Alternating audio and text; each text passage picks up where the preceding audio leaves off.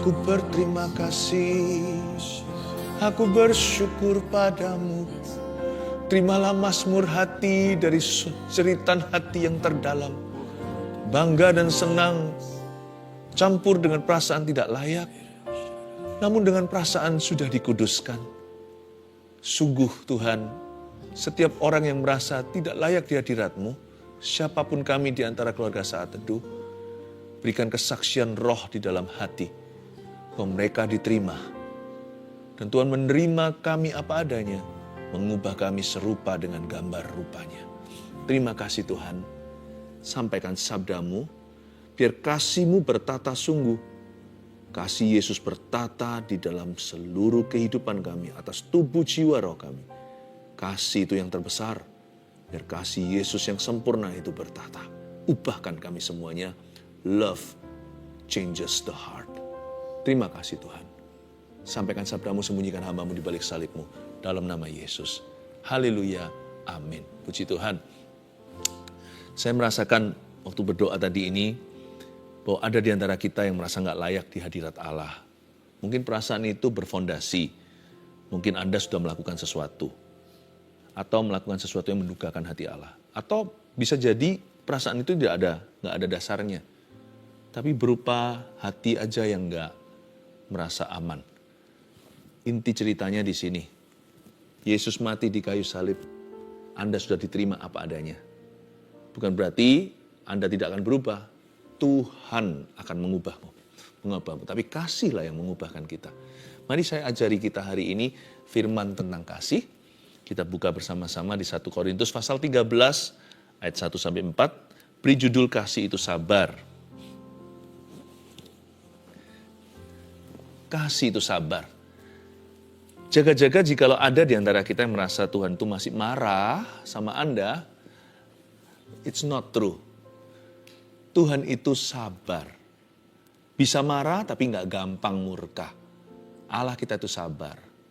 99% ketika kita merasa Tuhan lagi marah sama kita, kita selalu salah. Ternyata Tuhan itu ingin membantu dan menolong kita. Tuhan itu tidak marah sama Anda. Saya ulang lagi, saya rasa Roh Kudus suruh saya menyampaikan ini sekali lagi ke telinga Anda. God is not angry with you. Tuhan itu sabar, Allah itu kasih. Tapi kita baca dulu ayatnya, supaya kita belajar menjadi seperti Dia. 1 Korintus 13, ayat 1-4 bunyinya, sekalipun aku dapat berkata-kata dengan semua bahasa manusia dan bahasa malaikat, tetapi jika aku tidak mempunyai kasih, aku sama dengan gong yang berkumandang dan canang yang gemerincing. Sekalipun aku mempunyai karunia untuk bernubuat, dan aku mengetahui segala rahasia dan memiliki seluruh pengetahuan, dan sekalipun aku memiliki iman yang sempurna untuk memindahkan gunung, tetapi jika aku tidak mempunyai kasih, aku sama sekali tidak berguna. Dan sekalipun aku membagi-bagikan segala sesuatu yang ada padaku, bahkan menyerahkan tubuhku untuk dibakar, tetapi jika aku tidak mempunyai kasih, sedikit pun tidak ada faedahnya bagiku. Ayat 4, kasih itu sabar, kasih itu murah hati, ia tidak cemburu, ia tidak memegahkan diri dan tidak sombong. Berhenti di situ, sisa ayat baca sendiri. Tapi saya bahas ayat 1 sampai ayat 4. Definisi kasih yang saya mau jelaskan sedikit saja cukup. Kita hayati satu persatu ya.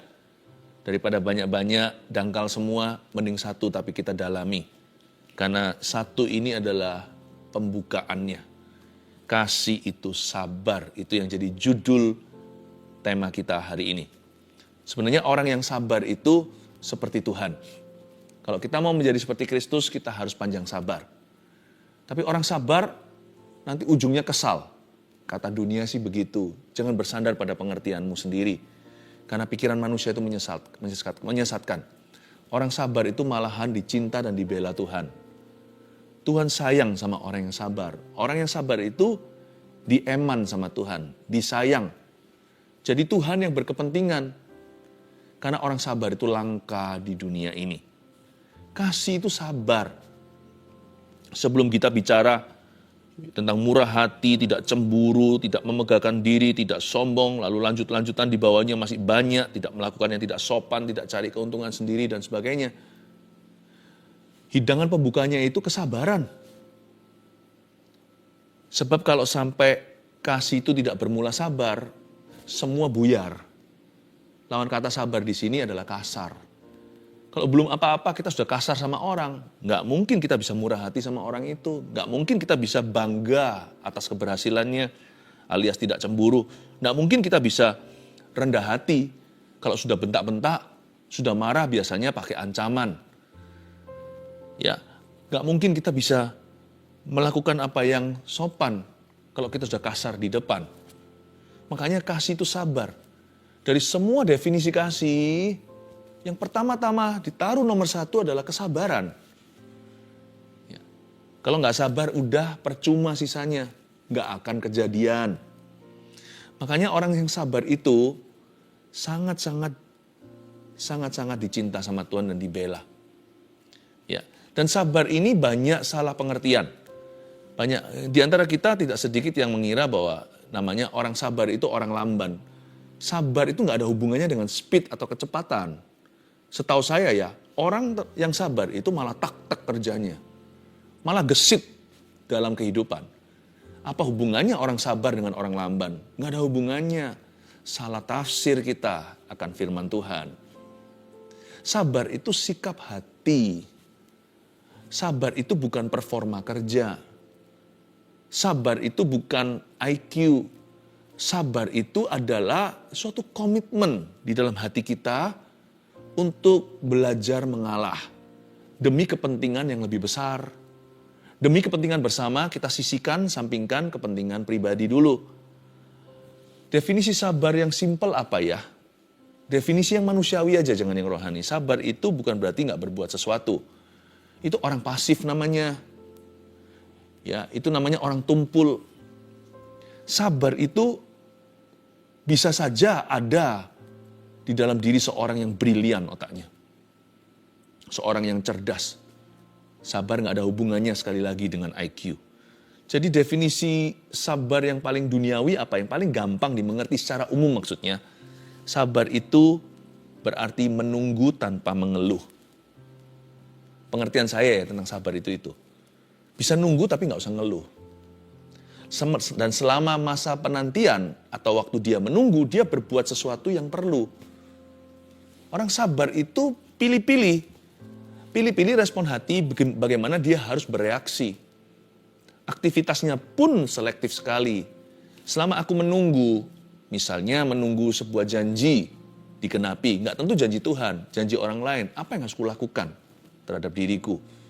Bagaimana aku meresponi situasi ini jikalau sekarang kelihatannya saya nggak bisa kemana-mana, maju kena, mundur kena. Atau ketika kita disalahi, difitnah, padahal kita ini orang yang gagah perkasa. Kita punya kekuatan untuk membalas. Mungkin kita punya koneksi, mungkin kita punya power, mungkin ada juga yang punya uang, mungkin punya kedudukan, punya pengaruh. Orang sabar itu tidak akan mau turun level kepada orang-orang yang di level orang-orang yang menyerangnya. Mereka pilih-pilih yang mana yang berkenan pada Tuhan, yang mana yang mendukakan hati Roh Allah. Orang sabar itu berpendirian kuat. Orang yang berprinsip lah orang yang sabar. Tidak ikut-ikutan, punya pendirian. Kalau aku ditampar pipi satu, aku berikan pipi yang lainnya. Aku punya respon sendiri. Aku tidak ikut-ikutan, aku tidak mau jadi seorang penyerang. Aku boleh diserang, aku tetap memilih menjadi pemberi. Inti daripada memberi pipi yang satunya itu bukan berarti bodoh sekali kok minta ditampar 2 kali. Bukan, intisari bukan di pipi. Fokusnya terletak pada memberi. Kalau aku ditampar, aku memberi. Orang yang sabar itu orang yang bisa berpikir jernih. Nggak kebawa emosi atau nafsu dulu. Dia bisa tata perasaannya, dia bisa tata pikirannya, bahkan dia bisa tata perasaan dan pikiran itu dalam perkataan. Biasanya orang yang tenang berujung menang. Ya, bodohlah orang yang naik pitam seketika dan melampiaskan kebodohannya. Orang seperti itu biasanya akan berujung menabrak batu dan sakit sendiri. Sabar itu menunggu tanpa mengeluh. Dan selama menunggu atau di masa penantian, pilih-pilih harus berbuat apa di waktu itu. Ya. Saya bacakan ayat 1 lagi. Sekalipun aku dapat berkata-kata dengan semua bahasa manusia, kata Paulus, dan bahasa malaikat, tapi jika aku tidak mempunyai kasih, aku sama dengan gong yang berkumandang dan canang yang gemerincing. Baru kemarin kan hari Rabu, waktu kita saat teduh bersama dengan tema Pentakosta, banyak di antara keluarga saat teduh yang menerima baptisan Roh Kudus pertama kali. Tapi bahasa roh itu, kan saya sudah jelaskan, kalau Anda belum mendengarkan, Anda perlu rerun. Perlu didengarkan, kejar ketinggalan. Saya jelaskan secara teknis kan, jelaskan secara logis, secara ilmiah. Bahasa roh itu karunia. Karunia itu berarti fungsi, itu tool, atau sebuah kendaraan menuju goal akhirnya, yaitu membangun iman. Supaya kita hidup berkemenangan untuk berdoa syafaat. Tetapi sekalipun karunia itu perlu, kasih itu paling besar. Buat apa kita punya karunia, bahkan bisa bicara bahasa malaikat, bahkan bisa bicara semua bahasa manusia, dengan segala pengetahuannya. Tapi kalau kita tanpa kasih, di mata Tuhan kita tong kosong, nyaring bunyinya. Tetap kita harus mengambil keputusan untuk meresponi segala sesuatu dengan kasih. Orang yang mengasihi itu tidak lembek. Orang mengasihi itu tidak lemah. Orang lemah lembut itu bukan sebuah kelemahan loh. Kelemah lembutan itu bukan kelemahan. Mana bisa disebut lemah lembut? Kecuali kalau orang itu bisa membalas tapi tidak mau, barulah orang itu lemah lembut. Kalau orang itu nggak bisa balas, namanya orang itu bukan lemah lembut. Orang itu nggak punya pilihan. Orang yang mengasihi itu orang yang kuat, bukan orang yang lemah. Karena itu orang yang berkarunia harus memutuskan setiap hari untuk hidup dalam kasih.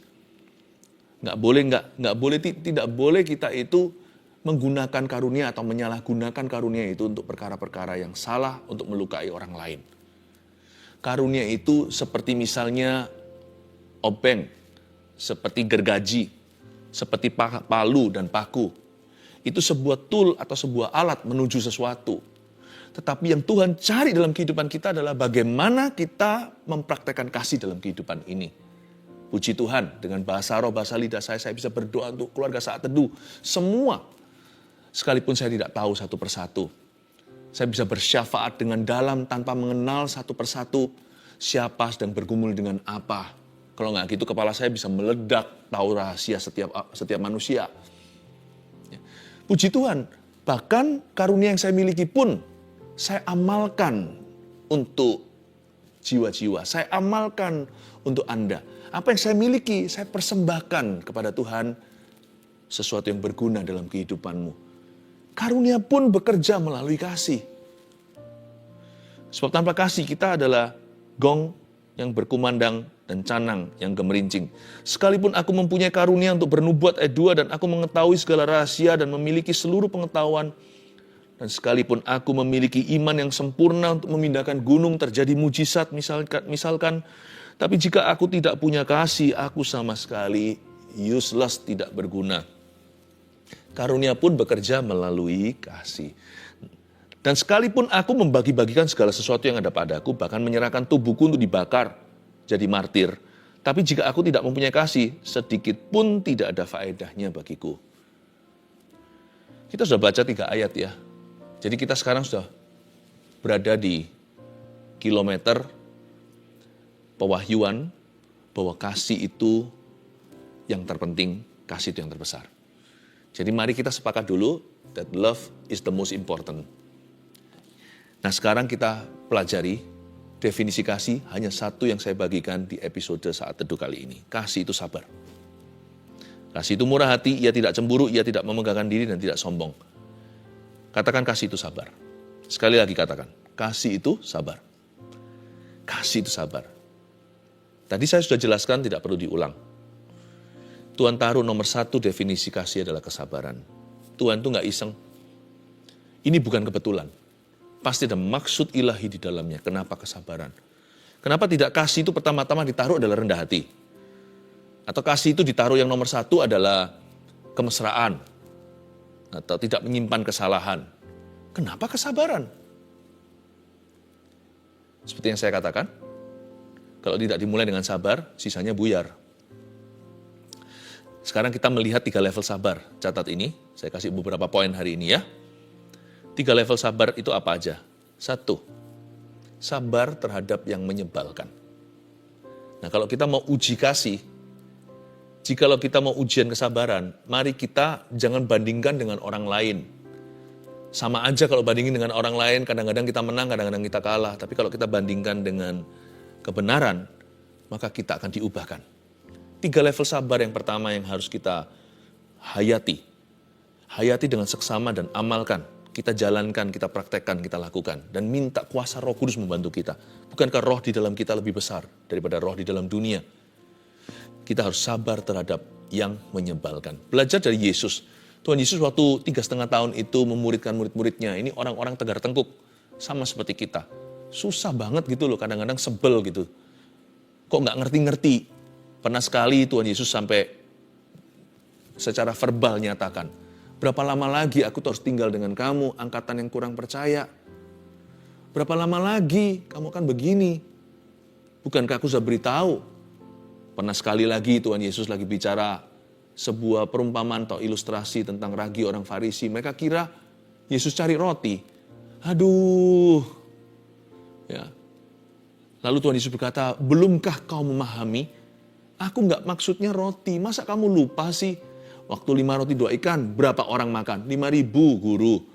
Waktu itu ada 4.000 orang yang kasih makan, berapa bakul sisanya? 7 guru. Masa aku bicara tentang ini? Masa kamu belum ngerti-ngerti sih? Kok nggak pinter-pinter? Yang kumaksudkan di sini adalah ahli Taurat. Yang kumaksudkan adalah kemunafikan. Tuhan Yesus itu diuji kesabarannya sama orang-orang seperti kita. Waktu di Galilea sama 12 muridnya.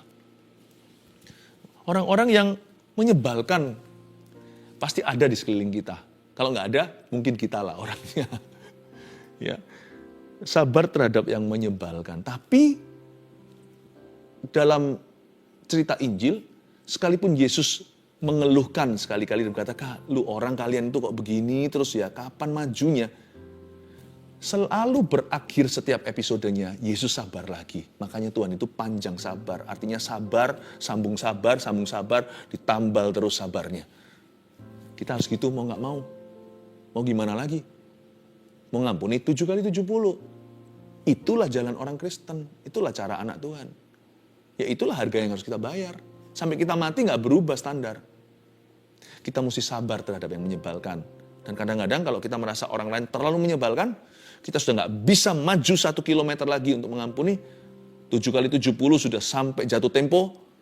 Udah sampai ke perbatasan, udah 490. Udah nggak bisa lagi tambah 1. Kita merasa kita sudah terlalu menerima orang itu. Kita sudah terlalu toleransi dengan kelemahannya. Waktu kita sudah nggak tahan lagi, ingatlah Tuhan merasakan yang sama dengan Anda. Hai orang berdosa. Sebagaimana dosamu diampuni, ampunilah sesamamu. Jika engkau tidak mengampuni sesamamu, aku tidak akan mengampunimu, kata Tuhan Yesus.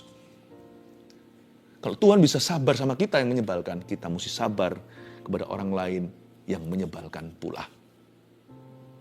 Kedua, sabar terhadap yang membosankan. Tuhan Yesus itu dinyatakan sebagai anak Allah waktu berusia 30 tahun. Kemana aja? Waktu umur 1, waktu jadi orok bayi lahir di Bethlehem sampai umur 30. Tuhan Yesus dikenal sebagai anak tukang kayu. Anaknya Yusuf. Berarti Tuhan Yesus sebelum menjadi anak Allah dinyatakan sebagai the Son of God, dia sebagai anak manusia. Suatu titel yang Tuhan Yesus pakai terus ketika mengajar atau ketika mempresentasikan dirinya. Tuhan itu gak sok-sokan. Dia berkata, anak manusia. Jikalau anak manusia datang, adakah ia mendapatkan iman? Anak manusia datang untuk melayani, bukan untuk dilayani. Humble kan? Karena Tuhan Yesus tren-trenannya gini. Bapa di sorga mengizinkan putra mahkota, anak Allah yang tunggal, menjadi anak manusia setia dalam perkara-perkara yang membosankan. Urusan kayu, prakarya, bantu papa di dunia. Ya, mungkin bantu Korah-Korah Maria.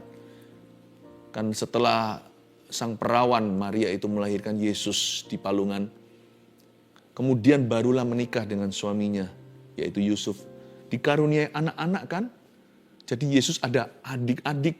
Mungkin Yesus juga ganti diapernya, nggak tahu zaman itu pakai apa, tentunya beda dengan zaman sekarang. Ya, mungkin bantu cuci botolnya, gelasnya, perkara yang membosankan. Sabar itu nggak tentu sama orang. Sabar itu juga dengan perkara sehari-hari. Sabar juga dengan activity, dengan tugas-tugas kita. Kalau kita mau memuliakan Tuhan, jangan hanya dalam perkara besar, dalam perkara kecil mesti sabar. Makanya kalau di sini ada yang usianya masih studi, sabar itu artinya belajar. Kalau yang kerja, belajar untuk setia dalam perkara sederhana. Jadi orang yang bisa dipercayai, jangan melulu menuntut gaji. Atau menuntut naik gaji maksud saya. Itu sabar. Kalau kita sedang membangun sesuatu bisnis sendiri, jangan ada godaan di hati untuk mau lekas kaya. Belajar menabung pelan-pelan, itu juga bentuk memuliakan Tuhan. Sabar terhadap yang membosankan. Yang ketiga sabar apalagi? Sabar di dalam penderitaan. Nah yang ini susah. Ini penderitaan batin, jiwa atau penderitaan badani, jasmani, sakit penyakit misalnya. Atau bukan fisik, tapi makan hati. Aduh tersiksa batinnya. Apapun yang membuatmu menderita, Alkitab mengajarkan untuk kita sabar di dalam penderitaan kita. Ada berbagai macam cara untuk menjelaskan ini. Tulisan Paulus juga mengatakan belajar untuk bersabar dalam kesesakan. Sabar di dalam penderitaan ini kita melihat pada waktu Yesus di kayu salib. Kan Tuhan Yesus mengalami itu sejak hari apa sudah ditangkap kan dijual atau dikhianati sama Yudas. Di Taman Getsemani itu Tuhan Yesus arrested atau dibawa, dikepung, lalu dibawa, lalu mulailah dihakimi, diadili, disiksa. Bagi kita kelihatannya hanya berapa hari saja. Atau ketika penyalipan tersebut ke Golgota, meskipun sudah babak belur dipukuli sama tentara, dikasih pasang mahkota durinya, Yesus dibawa naik terus ke bukit tersebut untuk disalibkan. Itu ya, 1 menit terasa seperti selama-lamanya. Ketika seseorang menderita seperti itu, rasa tidak bisa tahan. Bukan hanya sakit fisiknya, pada saat itu Bapa pun memalingkan wajahnya terhadap putra anak tunggalnya. Anak Allah yang tunggal Yesus Kristus menjadi dosa karena kita. Makanya berseru, Eloi, Eloi, lama sabachthani. Allahku, Allahku, mengapa engkau meninggalkan aku? Terasa lama sekali ditinggalkan. Dan semua penderitaan itu. Kalau jadi Yesus gimana? Kita pasti mau cari shortcut. Makanya kita bukan Mesiasnya. Tuhan Yesus mengalami semua itu, setiap detil-detil nubuatan digenapi itu untuk kita. Supaya sempurna tuntutan hukum Taurat di dalam diri Anda dan saya. Supaya kita tidak lagi harus memenuhi itu baru masuk ke sorga. Tapi mulai hari ini, karena kita terima Yesus, Bapa melihat Yesus di dalam diri kita. Sempurna penebusannya. Tuh, ada satu episode waktu itu kalau Anda perhatikan. Ada seseorang menawarkan painkiller sama Tuhan Yesus. Dikasih anggur asam. Atau dicucukkan ke mulutnya, diangkat ke sana. Ketika Yesus merasakan itu anggur asam, itu bukan wine asam apa. Itu adalah semacam obat anestesi. Di zaman itu adalah suatu medicine untuk mengurangi rasa sakit. Yesus menolaknya, dia nggak mau. Dia nggak mau minum itu.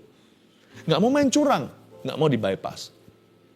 Penuhkan tabung panah termasuk tabung panah penderitaanmu. Kalau memang itu adalah salib yang harus kita pikul, pikullah salib itu.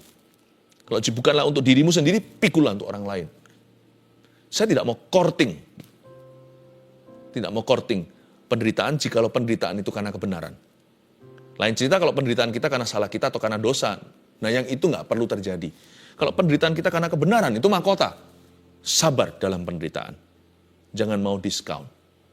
Karena kenapa? Kita belajar dari Yesus.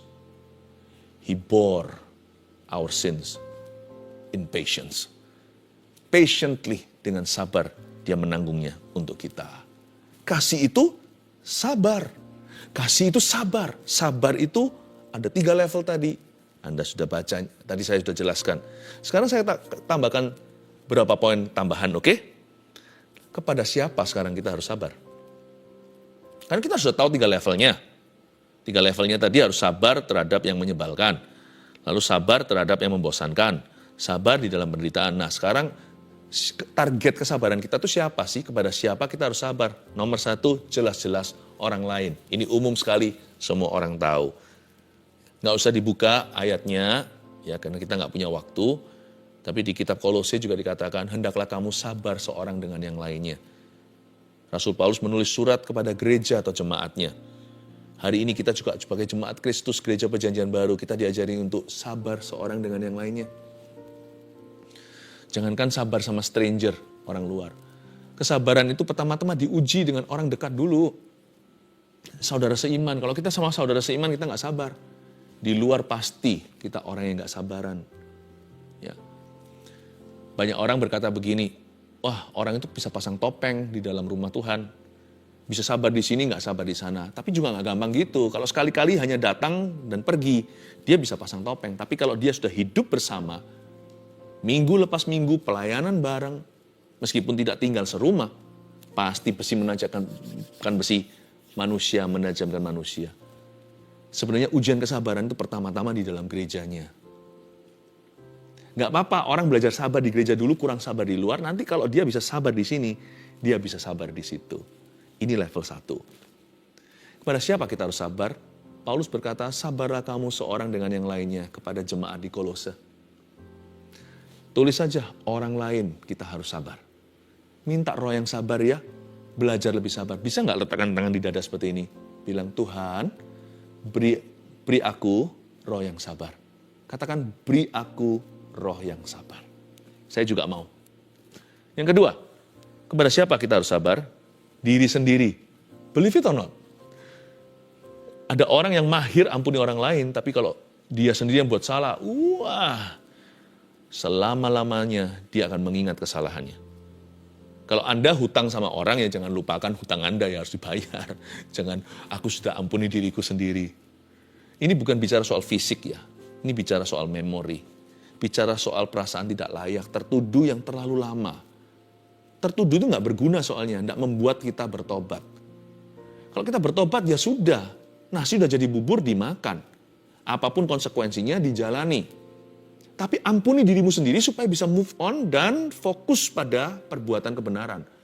Daripada kita memukul-mukul diri sendiri dan menyiksa diri sendiri, lebih baik kan kita bertobat saja dan tinggalkan dosa kita. Daripada kita menyesal-menyesal tanpa ujungnya, mendingan menyesal sekali dan sungguhan, kalau perlu nangis beneran di kaki Tuhan. Setelah itu keesokan hari, belajar dari kesalahanmu dan berubah. Tinggalkan dosa lamamu, dan mulai hari ini belajar berbuat benar. Itu lebih berguna daripada 1 tahun merasa bersalah terus, tapi yang gak berubah. Penting sekali untuk bisa menerima diri sendiri. Kita harus sabar sama diri sendiri. Sekali lagi saya mengutip kata-kata Paulus di Filipi. Bukannya aku ini sudah sempurna. Tapi aku mengejar itu. Kulupakan yang lalu dan mengarah pada tujuan. Berlari-lari kepada panggilan surgawiku, yaitu mahkota kebenaran. Bukan aku seolah-olah sudah sempurna. Tapi aku berlari pada tujuan.